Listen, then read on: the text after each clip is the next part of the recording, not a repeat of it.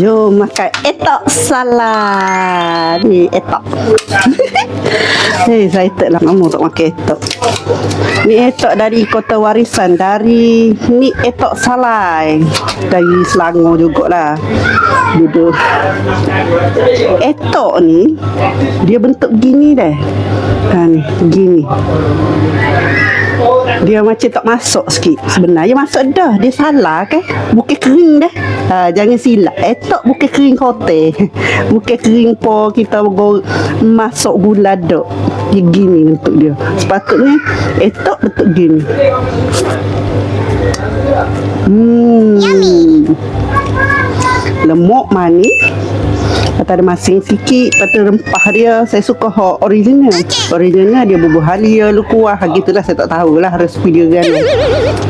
Tak pernah buat. Ni dah. Saya guna gigi ni.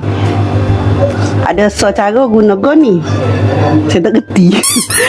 Mak saya ajar dah guna hak ni. Tapi saya guna hak ni lagi sepandai.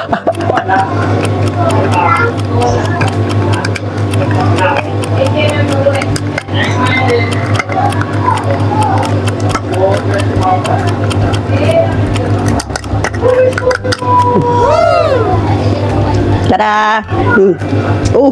Berjuicy. Ni gini. Gini baru jadi. Janganlah kering kote tu bukan etok salah.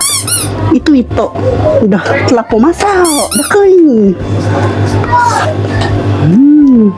Bani ibu buat. Boleh. Bani ibu buat.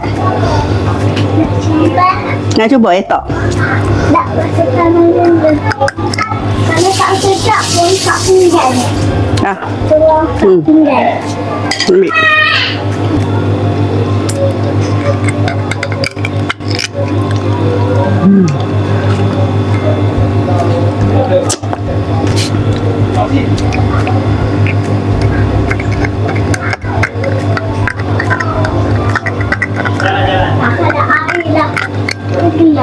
Jangan lupa subscribe, like, komen, share video ini. Terima kasih.